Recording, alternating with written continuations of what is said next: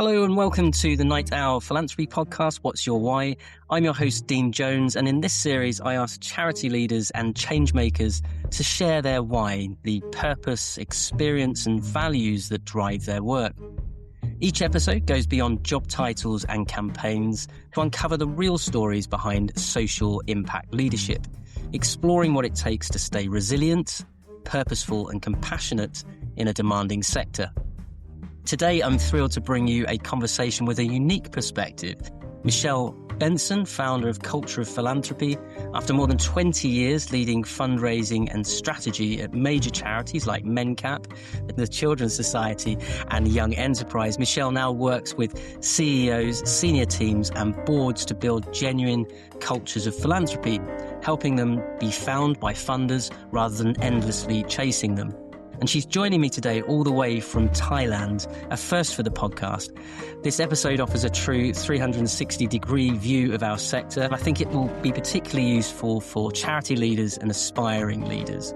Michelle, thank you so much for joining me from halfway across the world. Let's start, as we always do on this podcast, with that central question. What's your why? When someone asks you why fundraising and why now leading work on philanthropy culture, how do you answer in your own words? Well, thank you, Dean, and thank you for inviting me on the podcast. It's really lovely to be here from Thailand, as you say. Yeah. So, as you said, I worked in fundraising for years. In fact, so 20 odd years of being a fundraiser, and that was both a fundraiser and a director of fundraising. And then in 2012, I hopped over the fence and became a funder. So I was a director of a trust fund. And what was really startling was I'd had 18 years or 20 odd years of conversations with donors as a fundraiser. And now I was having conversations with funders as a funder. And they were very different conversations, and surprisingly so. And so what I really got to see was that when you went over to the funding side of the fence, people were proactively looking for who they wanted to invest in. And on the fundraising side of the fence, we were constantly chasing. And so I really could see that gap that, people were chasing, and people were chasing people who did not want to be chased and trying to start a relationship by annoying people. Because it's annoying when you're getting cold calls or, it's a no unsolicited donations, and then suddenly you get an email from a trustee that wants to introduce you to a fundraiser, or can I get advice and coffee and all that nonsense that, people see through. And so I really could see that gap. And I thought, and so then I was a funder for, good 6 years. And in that time, I was a trust fund, but I was funding with other trust funds, corporates and major donors. And we were doing joint funding, and we were proactively going out and finding the charities we wanted to invest in. So I then went back to all the fundraisers I knew and said, what are you doing to be found? And no one was doing anything. I was like, well, we've got the comms team. They rose our profile, but that was like general, not, intentionally. So I then decided that there was a huge gap between what funders were doing and wanted and were operating and how fundraisers were operating. And by closing that gap, you could put the fun back into fundraising. It could be an enjoyable, because I also thought when I first started fundraising, it was a really enjoyable job. You had a social cause that you cared about. And that, I was a corporate fundraiser to start with. We were always looking for corporates that we aligned with, so I can help you corporate achieve your goals and achieve what we need as a charity. It's quite it's a great position to be in. But then as years went on, it became less and less enjoyable and more pressured. And I'm absolutely convinced the pressure was because the fundraisers were getting more and more out of sync with their target market. And the more you don't adapt to your environment, the more uncomfortable your environment is. And the more you adapt to your environment, the more comfortable it becomes again. So it's like, you need to be found. And if you're found, you're in your comfort, everyone's happy. They discover you because they're looking. You're putting yourself in the pathway of where they're looking. So you're found and you get people come to you. So that was the whole thing. my entire thing was, right, let's adapt to the external environment. Let's make fundraising enjoyable again and less stressful, and let the find some great charities, which is what we're looking for. Great. Thank you. And so now, with that in mind, for listeners who may not know you yet, how do you introduce yourself and explain what Culture of Philanthropy is all about? Well, Culture of Philanthropy is basically, I teach fundraisers, CEOs, comms teams, and charity consultants how to create a digital pipeline so that they can be found by their target market, and so that they can be found and that their target market comes to them. That's pretty much it in a nutshell. It's great. In terms of an elevator pitch, that's pretty much spot on, isn't it? Can you take us back to the start? What first drew you into fundraising all those years ago? It's about 20 years ago that Yeah, you yeah. began So fundraising? Yeah. originally I graduated university, and I then moved to Manhattan, and I Oh, got a job with a marketing agency over there. And I was working on lots of, big campaigns for the likes of, Nike, American Express, Paramount. So we had some big clients, and we did big national campaigns. Back in those days, we used to get charity partnerships for a bit of PR mileage. yeah. We're doing X, Y, and Z for whoever. But whack in a charity partner, get the giant check out. That ticks the PR box, and you get a little bit more press or whatever. It's always Mm, good for a little bit of extra mileage and a little bit of feel-good factor. So sprinkle on a little bit of fairy dust, job done. And then we started to do a partnership with Nike. hmm And Nike actually said, that's not good enough. What we'd like to do is, we have incredibly strong brand power, and hmm we would like to use our brand power to do some social good. And hmm we're particularly interested in anti-bullying and getting kids off the sofa and into sports and being active and this, that, and the other. So we did a big program with the Boys and Girls Clubs of America, and it was really successful, and it was really exciting because we could see how Nike could accelerate their social impact, hmm not just throw some money at it. And then, so that program started off quite small, and then it just sort of grew and grew over a couple of years, and I worked on that. And I loved it. And then when I came back to England, I was really keen to work on social programs like that, but they just didn't exist. And hmm so I then got a job in-house with Shelter. And my hmm job was a corporate fundraiser to look at their cause-related marketing, especially around youth brands. That was my job. Right. And so then I got partnerships with Adidas, Virgin Music, and it was really good. And again, I just took that same philosophy of, we're not here just for the check. We're here Mm, to do a long-term partnership where we get to accelerate our impact with money, but hmm you guys get a lot more than just throw, a giant check and a smiley face kind of thing on a press release. Great, thank you. And you've obviously mentioned one charity that you started working with. Now, this is where I'm going to see whether or not my research is as good as I think it is. But you've also worked across roles at MenCap, That's right. Yeah. Children's Society, Young Yeah. Enterprise, and others as well. What common thread do you see in your work that sort of really kept you passionate in those environments? I think all of them had, what they all had in common was they all addressed the impact, were all human, number hmm one, all national, and all looked at individuals that were kind of not being served well by society.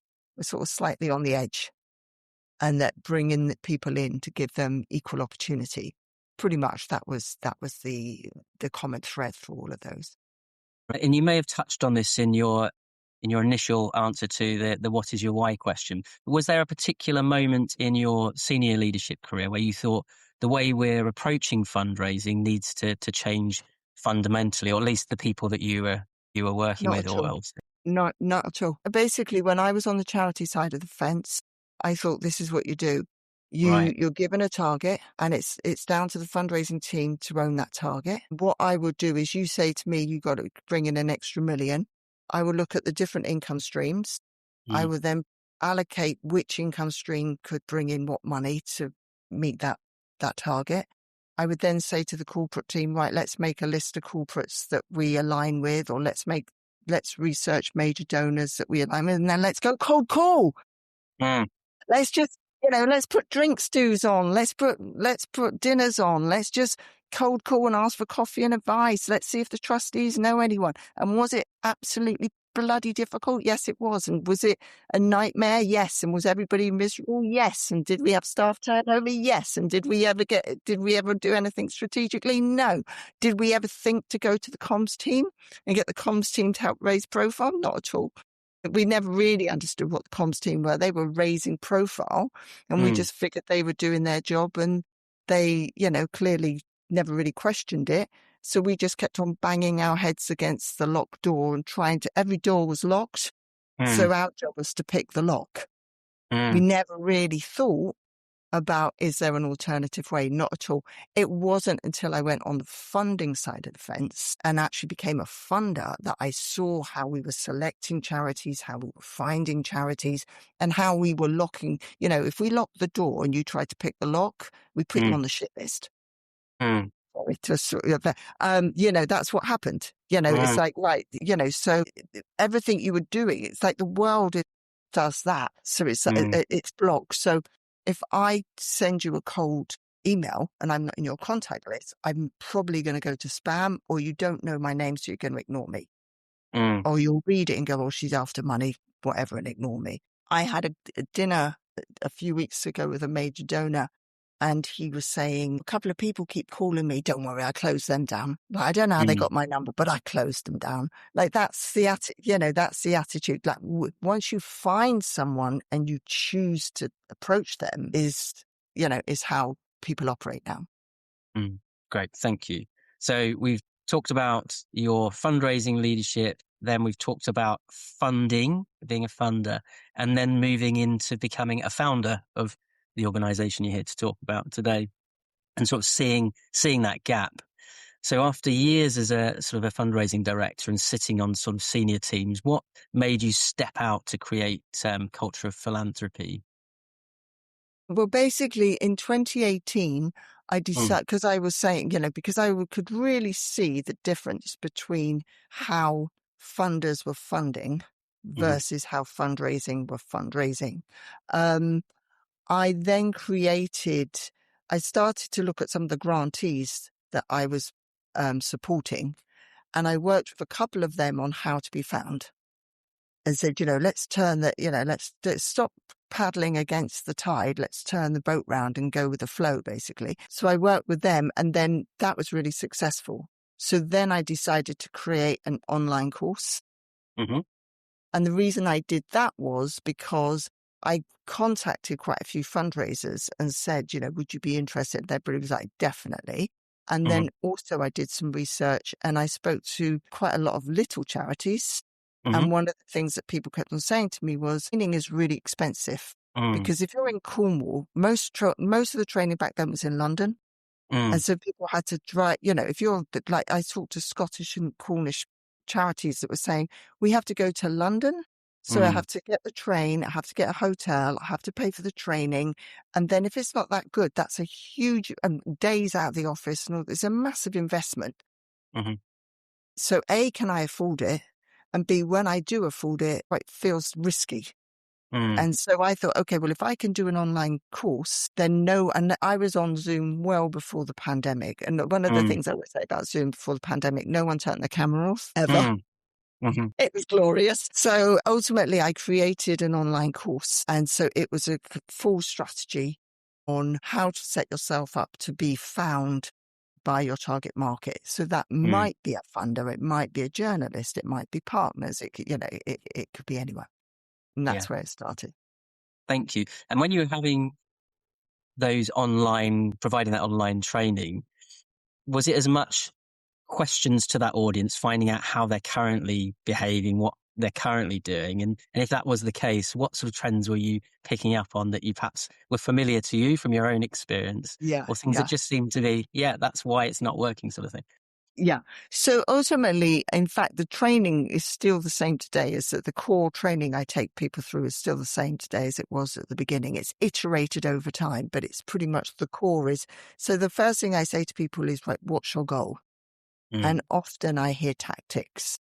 I would say a goal is something like, I need £1 million from 7 partners. That's a goal. Not, I want to get things like, I want to raise awareness. I want to use LinkedIn more strategically.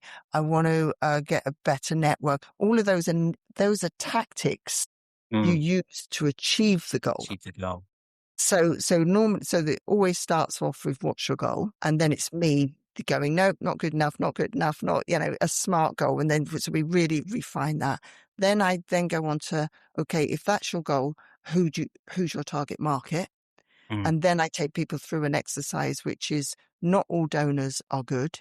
There are 2 types of donors which are brilliant, and 2 types of donors that are an absolute pain in the neck, and you don't want anything to do with them. So I clarify the different types of donors, so I can, by the end of that exercise, somebody can really say, this is the donor for me. This is who I want to go after. Because we're in the business now of going on LinkedIn and getting the attention of a lot of people and pulling them to you. So you don't want to pull the wrong people in, basically. Yeah. So it's, what's your goal? Who's your who? And then why should they say yes to you? And then I help people write a case of support that would enable a donor to say yes to you, but it's also LinkedIn friendly so that the algorithm loves you too. So it's like human and algorithm friendly. And then from there, I then help people completely rewrite their profile so that when they get attention, it's, if you're going to drive people to your profile, you want it to say all the things you want it to say. Then I help people create good content so that it engages an audience and gets their attention. And then at the end of that, we then do what we call the back end system, which is being ready for that when people do phone you and say, I'd love a conversation, or can we have a meeting? You're hot to trot, basically. So that's the course. So the course is very much a kind of hands up. By the end of the course, if people do the course and just completely follow the instructions, I would say about 50% of people before they end the course will get funders, find them and come to them. So it's the reason it's so powerful is nothing to do with me. It's LinkedIn. LinkedIn's gathered this massive audience. All I'm doing is showing you how to use the tool well, basically. Amazing. And just in terms of your own sort of credibility, Michelle, could you tell our audience how many LinkedIn followers you have at the moment? Because I think that's quite a significant number. Right. Yeah, I've got about 54,000. 54,000, yeah. Yeah. And I found you through some of the, okay, it's not marketing, I suppose, but it's not really. It's kind of your lessons learned, presented in visual format. And consistently when they appear on my LinkedIn feed, they go, yeah, that's exactly how I feel about it. Why don't yeah. And then obviously other people are feeling exactly the same way. Whatever you've recognized, whatever patterns or trends, and then sort of sharing those again with your audience, it resonates very strongly with an audience, I think. And that's why you and I are speaking today, I think, is as a result of you've got this ability to communicate, which is it's a real art and a skill, I think. It's sort of knowing your audience. So when you decided to move from that sort of charity leadership funding into becoming a founder, how did sort of other colleagues and peers react when you announced what you were leaving the senior charity roles and to build your own thing? Well, actually, to be honest, I never really made a big announcement because it kind of happened it kind of sort of gradually happened. So there was no real launch or announcement or anything like that. I started to work with grantees because like extra, that was on top of my job because I was curious about it. And then I started to talk to ex-colleagues and people, just like, what are you doing? And why are you being found or not? And then I started to put the course together. And then I got a few people to take the course. I was like, there were my sounding board, as it were. So it was all so graduate. There was no big announcement and by the time it happened, pretty much everybody knew because they'd been dripped all the way through. But I don't suppose it was a big surprise. Because I was always very vocal as a funder. I kept on saying, so with other funders, for example, I'll be like, do you share this with fundraisers? Do you tell them that, why don't you tell them? Why don't you give them a break? But, so it wasn't really a big surprise. And you sort of alluded to the fact that you were already using Zoom before most people switched to Zoom and Teams and all those other platforms. But in timing wise, the culture of philanthropy started just before the pandemic. And some might argue that was almost, it couldn't be better timing to have kind of preempted almost that switch to online learning and that sort of thing at a time when some other organizations were entrenched in face-to-face learning environments, that sort of thing, in-person learning environments. You talked about the cost of getting from Cornwall or Scotland to London. So during the pandemic, obviously not a time that most people remember fondly, but I'm assuming that you sort of almost preempting what was about to happen put you in quite a strong position in terms of, a business model. I mean, in terms of the business model, it just wasn't, it was completely uninterrupted. Yeah. So it was, I mean, I was already up and running in Zoom. I was, so basically if you did my course, for example, what you would do is you sign up, I give you a login, and there's a series of videos for you to watch in your own time. Mm-hmm. As you watch those videos, there's a comment box under every video. You leave a comment. I talk to you via the comments. And then we have live webinars or we have one-to-ones within that on Zoom. So as you can imagine, that was all, 100% digital. And also, I was really keen to help fundraisers be found. Yeah. So that's the whole emphasis of what I do. And so it just lent itself naturally to be online. The whole thing, from day one. Great. And in those early days of Culture of Philanthropy, what gave you confidence that this was the right thing to be doing? It was, some things obviously work because sort of 6-7 years on, it's still going very strong. Yeah. Because I followed the data. Nothing was Michelle Benson's decision. Like none of anything I've done has been my decision. It's just been my observation. So I didn't decide there was a gap. I saw the gap and observed it. And then the more I talked to people, I was like, actually, this is a real problem. And having been a fundraiser, I appreciated that situation. But the thing about the data is, and again, this is a lot of what I teach people, is people that put out a post on LinkedIn, for example, they look at the likes and the comments and they judge themselves on, did I get lots of likes and comments? Forget about it. You don't need likes and comments. What you should be looking at is impressions and how many people have visited your profile. So it's That's almost like saying, I've organized a drink stew and I've invited a load of funders to a drink stew. Am I going to measure how many people, who had a good time and everybody was enjoying themselves? Or am I measuring how many meetings did I get after the drink stew? It's the follow-up meetings, right? That's what you're looking for, not who had a great time at the drink stew. And so ultimately, and I think that's what's always been successful about the course. The minute I start saying to people, forget likes and comments, look at the impressions, look at the direct messages. And, one of my students, she used to post a lot and she used to get at least 30 likes from other fundraisers. So she would post and lots of other fundraisers would like it. And then it all looked great, but nothing came on the back of it. And so she then took my advice and started posting, and all of a sudden she got 2 likes, not 30 more. But 2 of those likes were both from CSR directors. Right. One of whom sent her a message and said, would you like to pitch for a charity of the year? So, and meanwhile, she's never had that charity's never had an unsolicited call in its entire life. So again, it's following the data. So if you're following the data, you can't help but make good decisions. And your gut feel, basically, as well, I suppose. Yeah, fascinating.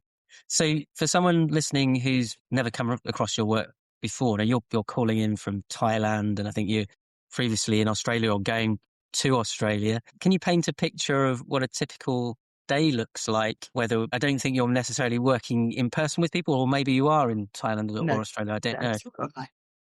If we shadowed you through a week, what would that look like? Ultimately, I've usually got a cohort on the go. So I teach teams. So I often do, right now, I've got quite a number of very large charity with like pretty much they just have fundraisers on.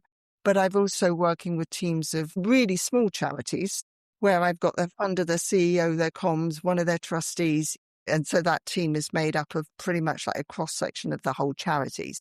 So Mm. that varies completely. As you say, I'm in Thailand because I've got Australian cohorts at the moment. So this gives me 4 hours behind Australia, 7 hours before England. It works out quite well. Mhm. So what I'm doing is I've a mix of me delivering live webinars Mhm. to those teams, but also supporting them through the course program. Mhm. So this morning, for example, one comms person told me her goal was to achieve, achieve an article in a national newspaper or something like that. And Mm. I've gone back this morning and said, that's not a goal. That's a Okay. tactic. Right. What do you want? So if you did get a national, article in the newspaper, what would come off the back of it? Mm. And if nothing's coming off the back of it, don't bother. Mm. We're into the delivery business here. We're Mm. into, making things happen. So Mm. if you got a national coverage, what would have to come? What would Mm. that drive? Mm. So I'm either helping people really establish those goals. Mm. Then I'm also going through who's your who and Mhm. refine that. Or it's most of the time, I suppose I'm helping people write their case of support and Okay. make that.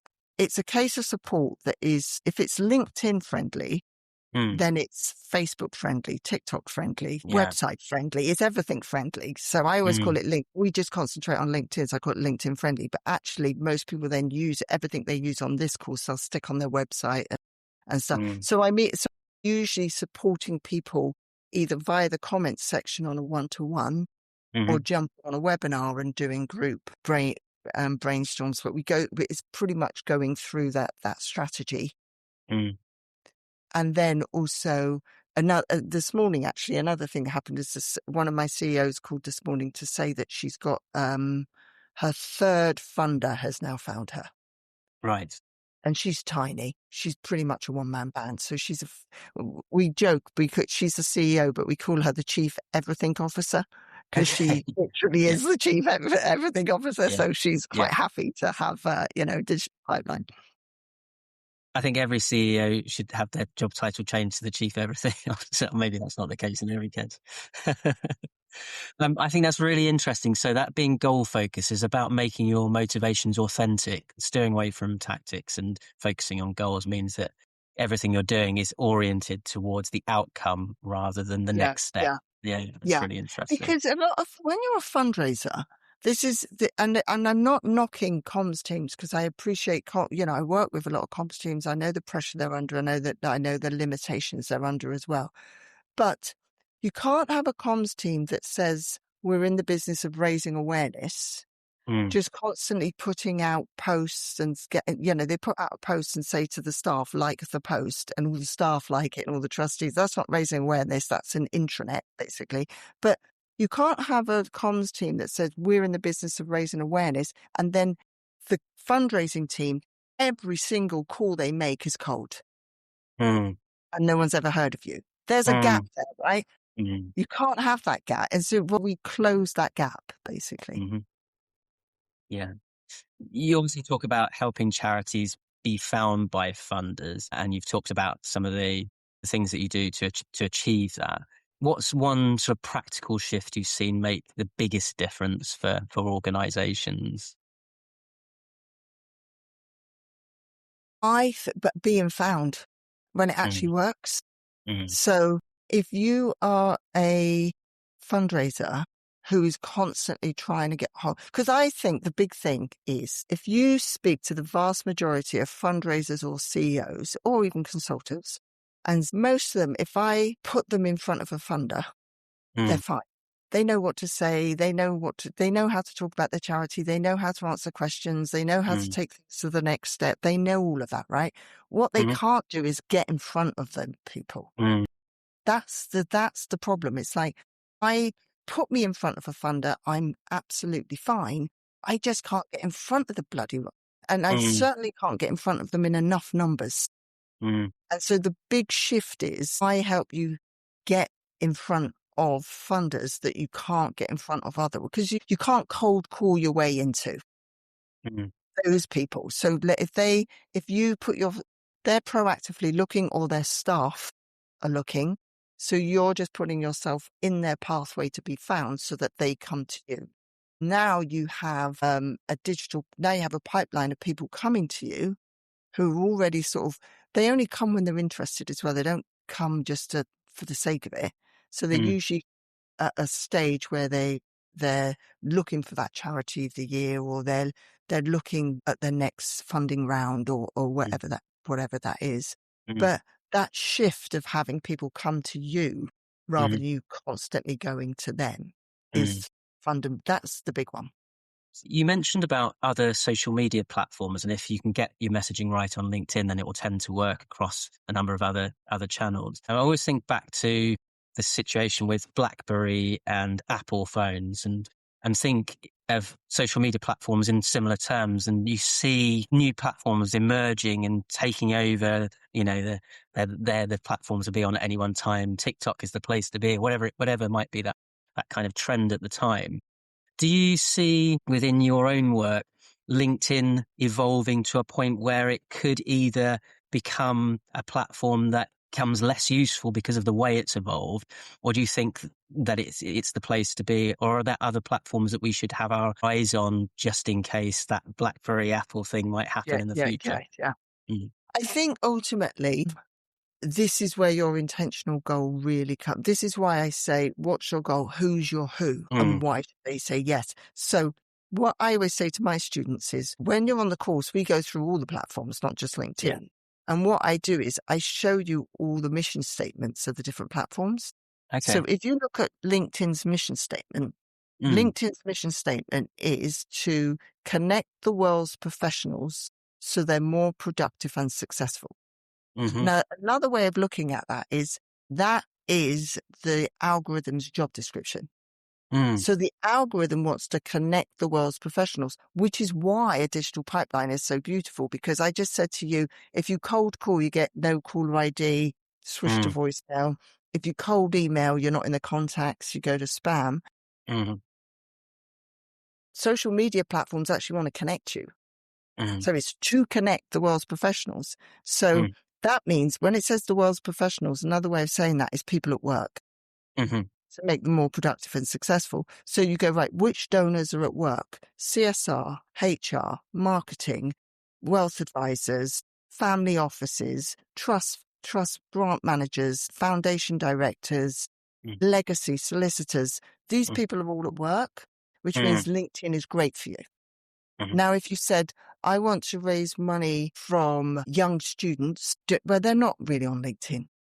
No. They're not the world's professionals yet, but but young students are really great at Instagram. Mm. And Instagram is all about storytelling.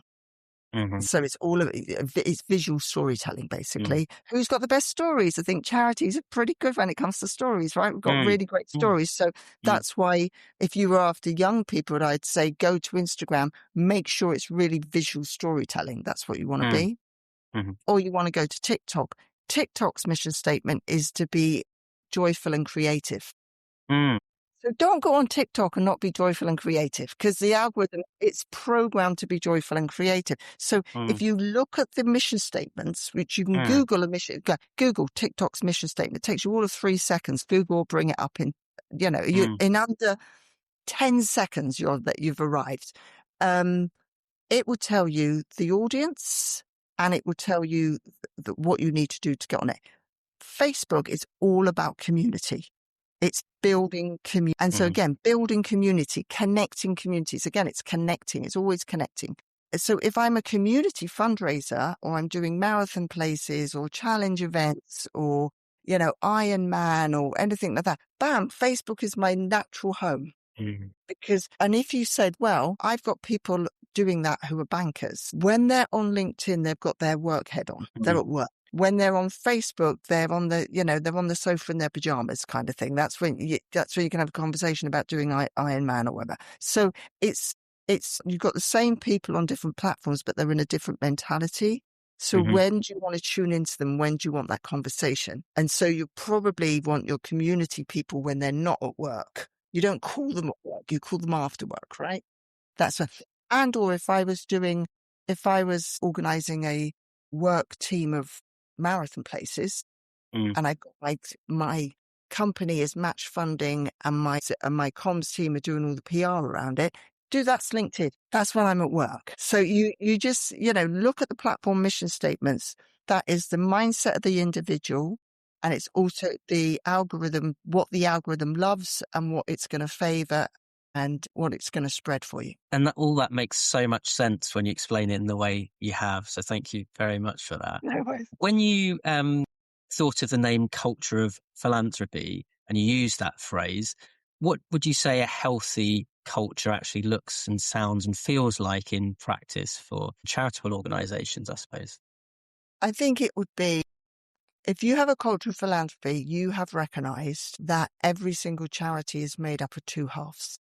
One half is the impact you make, and the other half is the resources you need in order to make that impact. And so you go and you have different audiences in order to achieve those two goals, right? So you cannot have impact without income, and you cannot have income without impact. They absolutely feed each other. And so, as you know, you often get charities where the job of income generation is for the fundraisers to do in isolation, which is ridiculous because it's like, so ultimately it's where you go, we are running an organization that has two very distinct halves.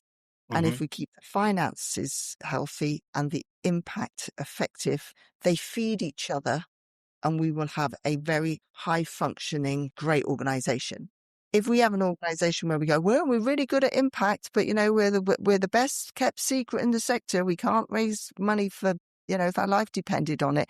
You're letting your beneficiaries down because you're not serving people. And if you've got something great to offer people and you can't offer it because you haven't got money for it, then you're not serving your beneficiaries. So I just see it as there are two distinct halves, but they absolutely feed each other.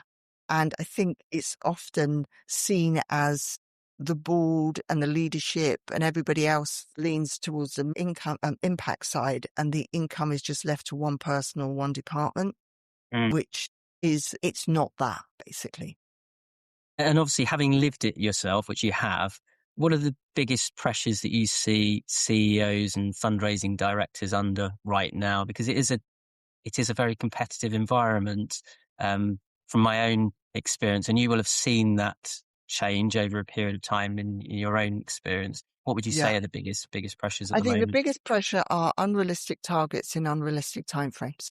So we need the money, so therefore we're okay to just put that on the target, not what we're capable of raising, what we want. And then the minute you get a disconnect like that, it's going to be someone's job to live that hellish life of being responsible for filling that gap, but not necessarily resource to do so. And so, like fundraising, like anything else in life, you reap what you sow. And if you don't sow the right seeds, you're not, so that I always love that expression. You either learn to sow in the spring or you have to learn to beg it in the autumn.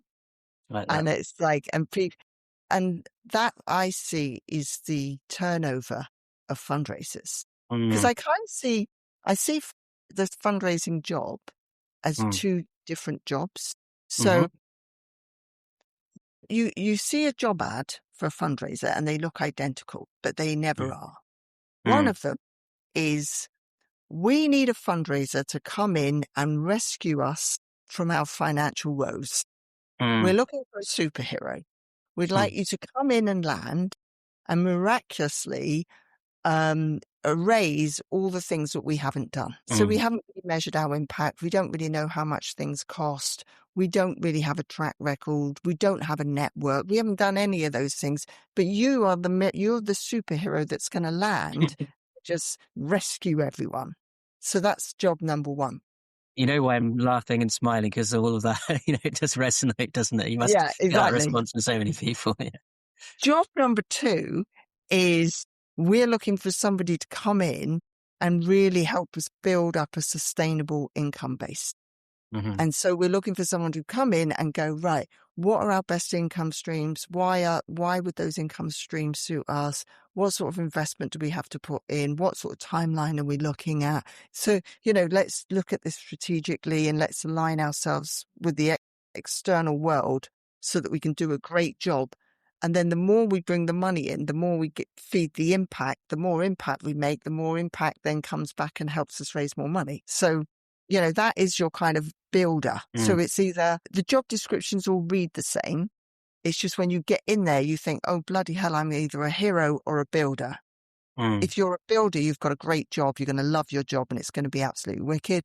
If you're a hero, you're going to have huge amounts of stress, probably a very unpleasant time, and you're not going to sleep for the next six months because you're going to be up all night worrying about it. And so, that's the two. And then one has a revolving door, of course, and one doesn't. Yeah. And you do see that turnover. You can see it, all the time when these jobs are And coming up. they're the heroes, the poor heroes that never meant to be a hero. Yeah. How does the disconnect between fundraising teams and fundraising leaders and the rest of the organization, so the senior management team, boards, programs, how does that show up most often from your experience? I think it shows up by fundraisers trying to fill the gap continuously. And I think also it shows up by the lack of awareness from the board.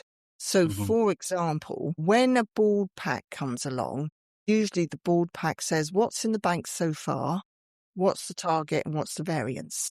It rarely talks about retention. It will rarely say what's our retention, which is the true health of your fundraising, right?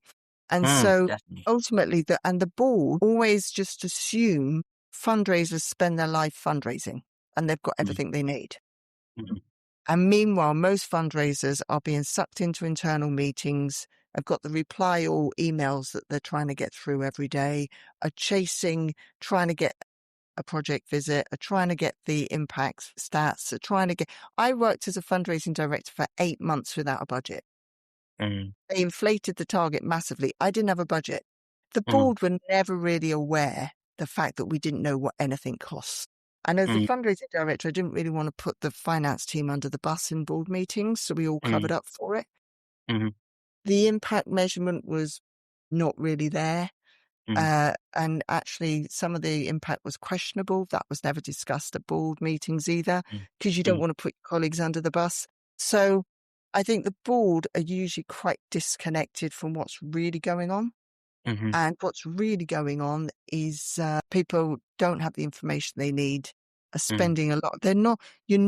They just assume you're out there all day long fundraising, but you're not, because you're trying to, equip yourself to fundraise a lot of the time. Yeah, absolutely. What do you hear most commonly from sort of senior leaders about their fears or frustrations around philanthropy and funding alongside By the things far and away, Head and Shoulders can't get in front of funders. Cannot get in. So more and more funders are closing, and they don't have a strategy. So they've only got a strategy to chase. So if 50% of your audience have a close application process and all you do is chase, that's 50% of the audience you've got no strategy for. And so, and hence why I do what I do, because it's like, I can't get... Once I'm in front of a funder, we're great. I just can't get in front of them, and I certainly can't get in front of enough. So this kind of... All I've got in my toolbox is cold calling. Cold calling doesn't work. The world is set up against you. And meanwhile, your comms team are raising awareness by getting all the staff to like stuff. So the comms team are raising awareness, but everybody you reach out to is stone cold. And so those are... but that's all. The good news is it's all you can turn that round. The tools and everything are there for you to turn that round. Great, thank you. You've been really vocal, I think, particularly on the sort of posts that I've spotted about time management. So, what stops even sort of experienced leaders from protecting their time effectively? And there are obviously wise things to do with your time and also unwise things to be doing with your time. Yeah. I think it's like a strategy. I think if you've got a really clear strategy, you're very protective of it and you just do it. If you don't have a really, really clear strategy of like that. So for me, when I do X, Y happens. If I Mm-hmm. don't get X done, Y doesn't happen. So I have to get X done. So I don't allow myself to get sucked into too many meetings or too much email. I mean, I close off my day. So I have Monday's crucial day for me. So I have a list of crucial things that have to be done every week. And then Monday morning is completely sealed off. So here we are. Obviously, I know it's morning for you, it's afternoon for me. But Monday mornings, nothing touches Monday mornings. Everything gets Mm-hmm. done. Mm-hmm. Where if you don't have a really, really clear strategy that you're following, then you can get sucked into all different things. And I know people are trying to, I know people are under-resourced and they're trying to do 10 jobs and all that. But again, that says lack of strategy. Mm-hmm. Because the strategy, the first thing you would do is say, what are we focusing on and why? And strategy is about making choices. Mm-hmm. And also I think strategy, most people think is setting goals. Mm-hmm. I would see a strategy as solving a problem. So you're not setting a goal so much as solving a problem. So it's like, the problem is I need to raise 50% more income over the next year in order for us to stand still, for example. That's the problem you now need to solve. That's the strategy you now need to sort out. And so if you don't have a clear strategy, now you're going to get pulled into all sorts of directions and say yes to way too much. So you say no a lot more when you're following a strategy than when you're not. Great advice. You emphasize sort of getting the foundations right before targets. So what do those foundations actually look like? And this follows on from your point about strategy. What sort of good foundations should fundraising leaders have in place? So again, it's really simple, right? What is the absolute clear goal? But a solid goal, not tactics. Then who is your absolute best audience to reach that goal? And why should they say yes to you? And when I say why should they say yes to you, that's another way of saying, do you really understand your audience? The more you understand your audience, the easier it is to fundraise. The less you understand your audience, the harder it is to fundraise. Because fundraising is always meeting the need of its audience, right? And then, I always say givers get. The more you give, the more you get. So another cultural philanthropy thing is, to get philanthropy in, you have to be philanthropic yourself. Yeah, And if you're absolutely. just out to take and cold call and then get the money and all that thing, good luck with that. Good luck with getting it in the first place, and good luck retaining it, and good luck with getting recommended and, getting that word of mouth going. So the more you understand your audience, the more you can attract them, the more you convert them and then retain them and then get that word of mouth. And those are so that sort of fundraising fundamentally, if we strip it right back, is get the attention of the audience you want, convert that attention, deliver impact and meet the goals of that attention, and then use that attention to get more attention of a lookalike audience. That's pretty much it. And if you cock that, if you muck up that process at any point, your life is going to get extremely hard. And so the more you understand your audience, I think, is fundamentally the trick of being really good at fundraising. And talking about your own sort of personal LinkedIn brand, if you like, you've got 54,000 followers, and to understand 54,000 people becomes more and more challenging. Do you have a sort of a strategy yourself as to how you segment that audience? Because they are your audience, essentially. I mean, I've no doubt they each play a different part in supporting you in the work that you do.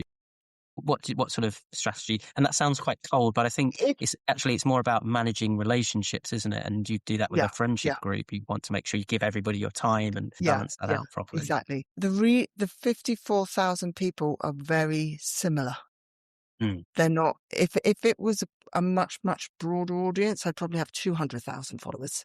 But I don't. I have 54,000 because they're very narrow. They're segmented already. It's a very narrow. You know what I mean? That's what I've purposely gone out to attract an audience that I'm interested in. So, and also, although I do have 54,000, and, that audience has grown, which is great. And it's all part of it. You're right. It's definitely part of that strategy. Last year, in the last 12 months, I've had over 3,000 direct messages. Mm. That's more important to me than 54,000 followers. That's the engagement bit, isn't it? Yeah. So ultimately, it's the followers. So that's the top of the pipeline. And then there's a whole process that is going on behind the scenes, as I said. So yeah, but it's a 3,000 direct messages that are, and the quality of those messages, that is the key thing that's what those followers drive, as it were. Are you finding yourself making use of tools like AI to help manage those relationships more and more, or would you prefer to sort of steer away from those sorts of They're things? extremely similar. It's not, so the messages come in, and then, and also I have a whole mailing list as well. So it's actually more than the mailing list is much, much bigger Mm-hmm. than the messages. But I know most of my students want the messages more than build up a mailing list. That's generally how it works. The messages are very similar, and I'm very strict on, I don't start doing lots of random things. And so again, because I have a strategy, I'm focused because I'm following a really clear strategy. It makes my life really, really simple.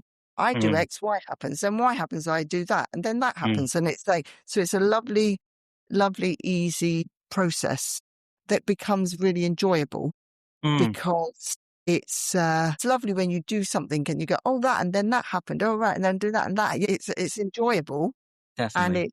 it's effective. And Yeah. also I'm a one-man band.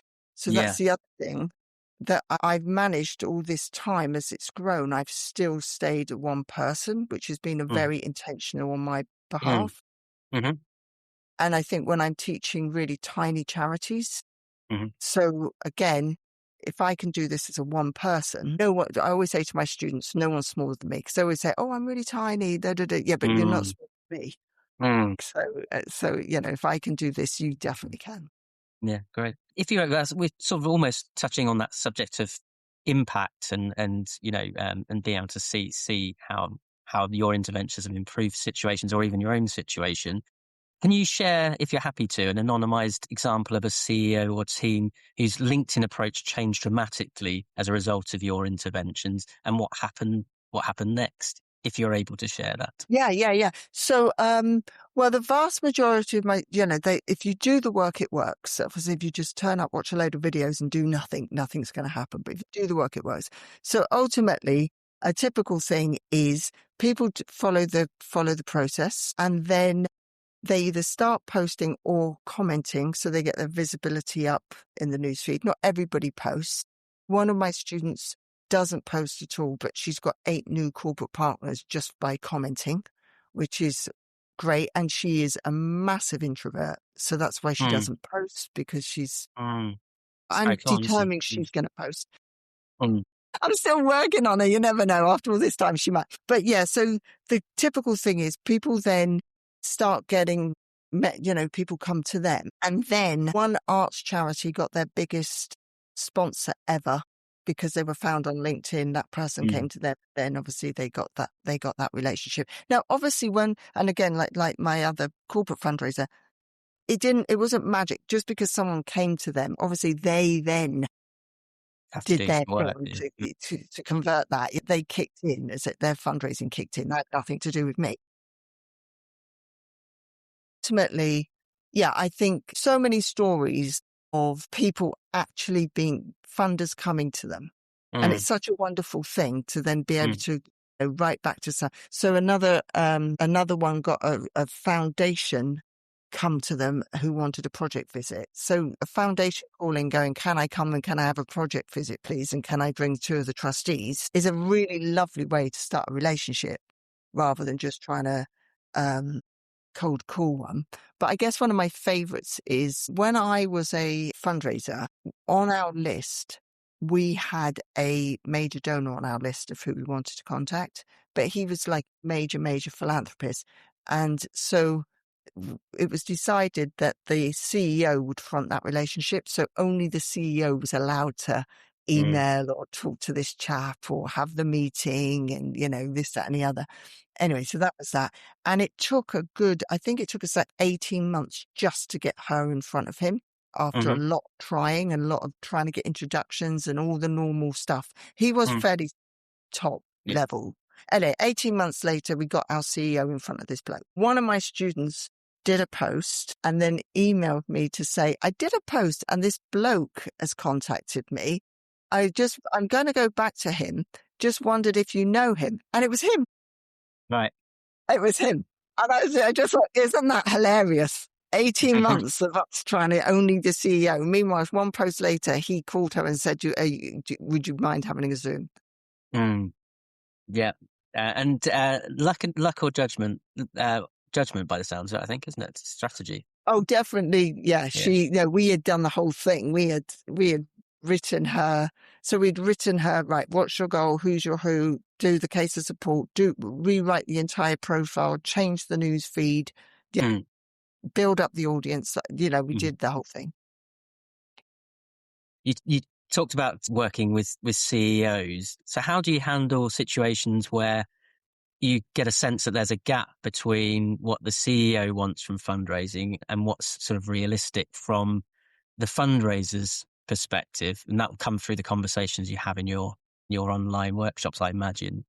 And what advice do you give to either fundraisers or CEOs, depending on which angle you're hearing? Yeah. Well, if the CEO is the only time I would talk to a CEO is if they're on the course. Right. And okay. so if they're on the course, they get the same treatment as everyone else. Yeah. They get like, if you're going to do that, do that if you want, but it's not going to work. No. So ultimately, I always say to people, I'm absolutely in your corner and I'm your coach. And coaches don't wrap things up. I'm quite straight with people, but we're all there to get results. So I'm very fortunate. I don't think a CEO would be on my course if they weren't ready to go, listen, I've got a CEO, I'm on LinkedIn. It's not really working for me at all. I could do better. What should I be doing? So most people come in with that open-mindedness. And then in terms of the fundraisers that are on the course, all that business about let's get the trustees to open up their address book. Come on. Are we still saying that? I mean, first of all, when they got recruited, nobody said to that trustee, we're here for your address gap. Yeah, they're coming for that reason. I want to move, if it's okay with you, Michelle, I want to move on to an area which I've called the sector landscape. So it's around funders, culture and future. I think future is possibly one we've touched on less, but we've certainly touched on funders and culture. So how has the relationship between charities and high value funders, so corporates, trusts, philanthropists, changed in your 20 plus years? You talked about being found and how those sorts of organizations are looking rather than waiting to be chased and asked. Has that gradually evolved over a period of time? Has that always been the case? What sort of trends are you seeing? No, I think what's changed is, well, first of all, technology. So they're using the internet, right? So when I first started fundraising, there was no internet. So there was certainly no. So that's why everybody loved us to call. We could call them. I could cold call because nobody had the internet to go out and proactively look, or proactively looking was hard work. So having charities come to you was quite helpful. So I think a couple of things. I think they're merging a lot more. I think corporates, God bless them, used to be into the fluffy. Give me the giant check, make me look good, don't worry about it, whatever. One of the CSR teams I work with said when she first started working in CSR, they adopted a girls' charity. And so the charity of the year was a girls' charity. They were doing press all about girls' charity. It was all about the girls, the girls, and the girls.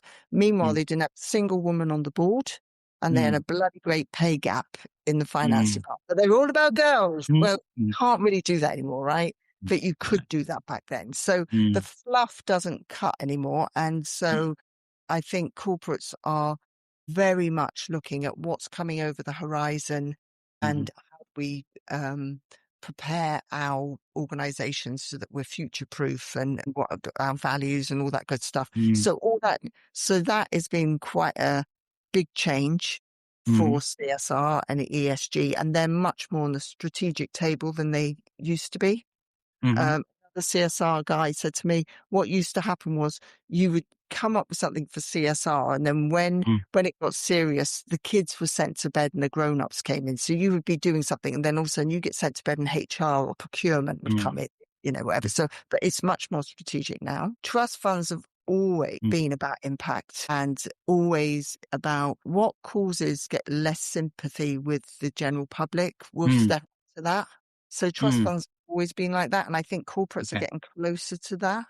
Okay. And then philanthropy, I think, is also coming towards the trust fund area too, where it's, how can I be more strategic with my philanthropy, trust-based philanthropy and all that. So I think it's almost like those three, trusts, corporates and major donors, are almost merging into one income stream. They're very, very similar. They used to be very different. I think they're very similar.